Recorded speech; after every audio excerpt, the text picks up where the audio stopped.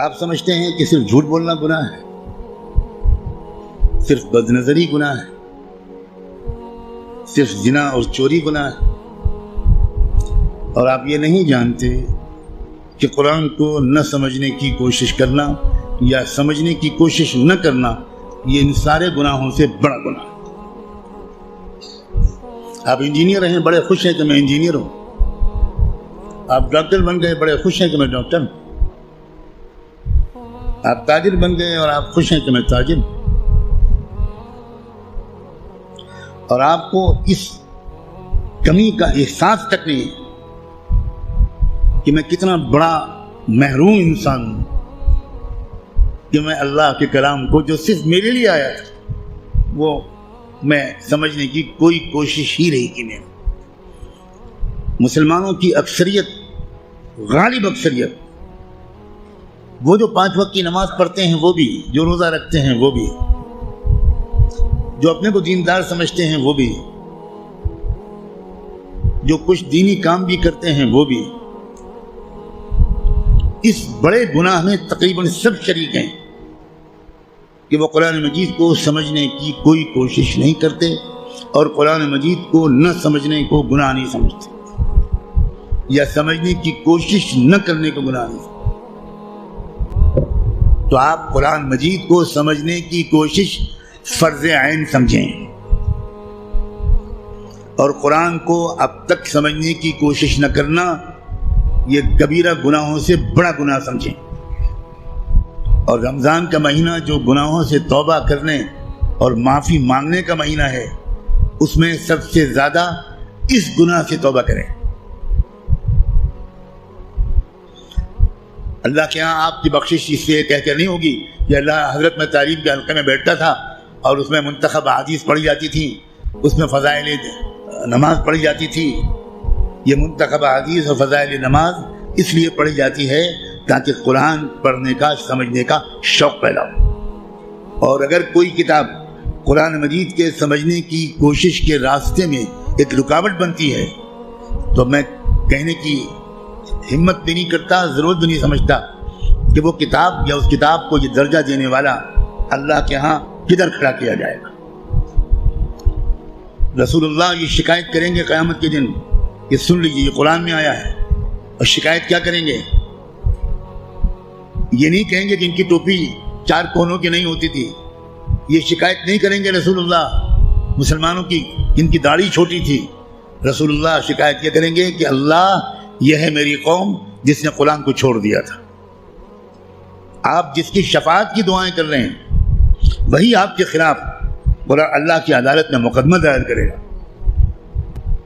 ہماری عورتیں 100% تقریباً قرآن مجید کو ٹھیک سے شاید پڑھ بھی نہیں پاتی، سمجھنا تو بہت دور کی بات ہے۔ ہم نے کبھی فکر ہی نہیں کی کیا ہو گیا، مجھے کچھ سمجھ میں نہیں آتا۔ قرآن صرف تلاوت کے لیے نہیں آیا ہے۔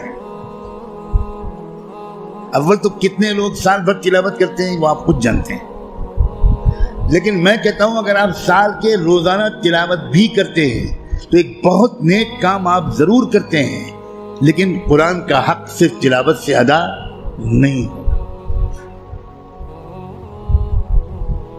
آپ کے دوست کا خط آپ کے پاس آئے، آپ کی ماں اپنا خط لکھے، آپ دور کہیں رہتے اور ماں آپ کو خط بھیجے،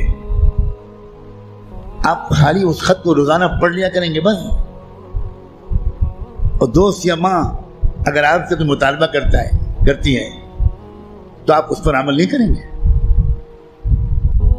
یہی سلوک ہم قرآن کے ساتھ کر رہے ہیں۔ قرآن کیا ہے؟ اللہ کے خطوط کا مجموعہ ہے، لیکن ہم کو کچھ خبر نہیں کہ اللہ نے ہم کو خط میں کیا لکھا ہے۔ آپ کا دوست آپ کو خط لکھے اور آپ اس کو سمجھ نہ پائیں، آپ چین سے سوئیں گے؟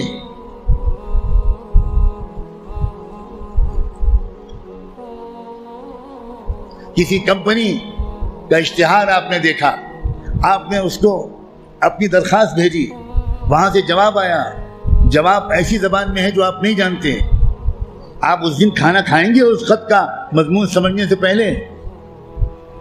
اب دوڑیں گے، بھاگیں گے، پتہ لگائیں گے کہ یہ فرانسیسی زبان میں خط ہے تو میرے شہر میں فرینچ زبان کون جانتا ہے؟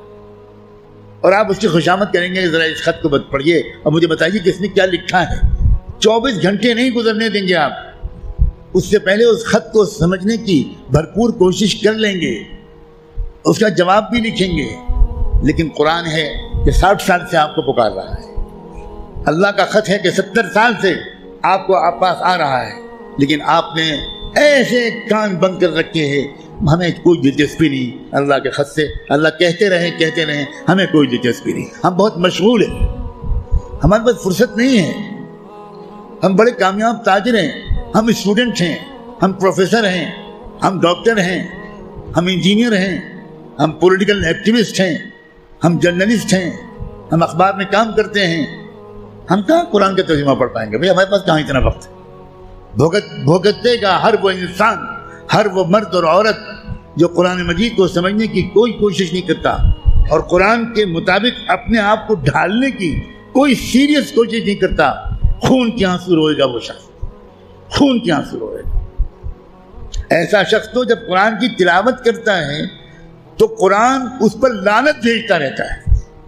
اب غور تو کریں، رب قارئ للقرآن والقرآن یلعنہ، یہ میرے باپ کی اور پیر کی کہی ہوئی بات نہیں ہے، یہ بات صادق و مصدوق رحمت دو عالم صلی اللہ علیہ وآلہ وسلم نے کہی کہ قرآن بہت سے لوگ پڑھتے ہوتے ہیں اور پڑھنے کے درمیان قرآن اس پر لعنت بھیجتا ہے، اے اللہ یہ مجھ پر یہ پڑھ رہا ہے، اس پر لعنت۔ اب قرآن کی لعنت پر اللہ تعالیٰ قبول نہیں کریں گے؟